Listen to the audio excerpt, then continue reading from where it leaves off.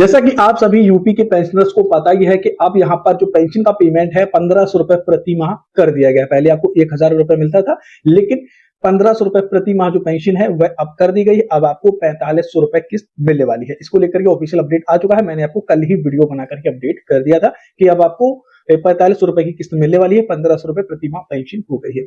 लेकिन यहाँ पर कई लोगों ने कमेंट करके पूछा हुआ है कि कब से ये पैसा मिलेगा, क्या जो आने वाली किस्त है उसमें पैसा मिलेगा या नहीं मिलेगा।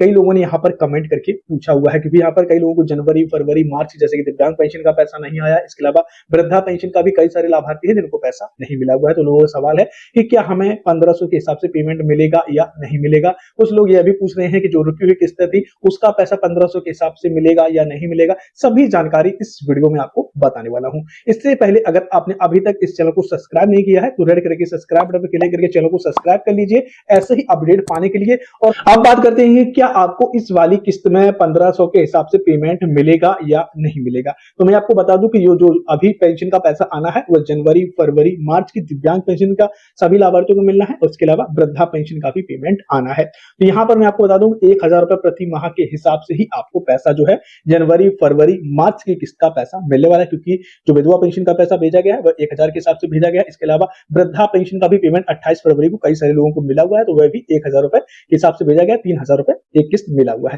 तो दिव्यांग पेंशन का भी जो पेमेंट जब आएगा तो आपको 1000 रुपए के हिसाब से ही अभी आपको फिलहाल पैसा मिलेगा। अब बात करते हैं कि कब से आपको 1500 रुपए पैसा मिलेगा। तो आने वाला जो वित्तीय वर्ष है, नया वित्तीय वर्ष 2026-27 का, उसमें आपको पैसा जो है 1500 के हिसाब से मिलने वाला है। नया जो वित्तीय वर्ष कब से शुरू होगा, 1 अप्रैल से नया वित्तीय वर्ष शुरू होगा। तब जाकर के आपको यहाँ पर जो अप्रैल, मई और जून की किस्त है उसमें आपको 4500 रुपए की किस्त मिलने वाली है। 4500 रुपए यानी कि 1500 रुपए प्रति माह के हिसाब से ही पेमेंट मिलने वाला है।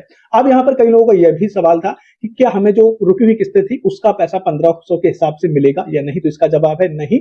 आपको जो, क्योंकि नया वित्तीय वर्ष शुरू हो रहा है, तो नए वित्तीय वर्ष में क्या होता है कि जितना भी आपका पिछले वित्तीय वर्ष का पैसा रोका हुआ होगा वह आपको नहीं मिलेगा। नए वित्तीय वर्ष का ही पेमेंट मिलेगा। यानी कि आपको, अगर आपको पिछली किस्तों का पैसा नहीं मिल पाया है तो आपको अप्रैल से ही पैसा मिलेगा। अप्रैल, मई और जून का ही पेमेंट मिलेगा, उसके बाद का आपको पैसा यहां पर नहीं मिलने वाला है। अगर आपका कुछ सवाल है, कुछ और पूछना चाहते हैं तो आप कमेंट सेक्शन में पूछ सकते हैं। वीडियो अगर पसंद आया हो तो वीडियो को लाइक करें और ऐसे ही अपडेट पाने के लिए इस चैनल को सब्सक्राइब करें।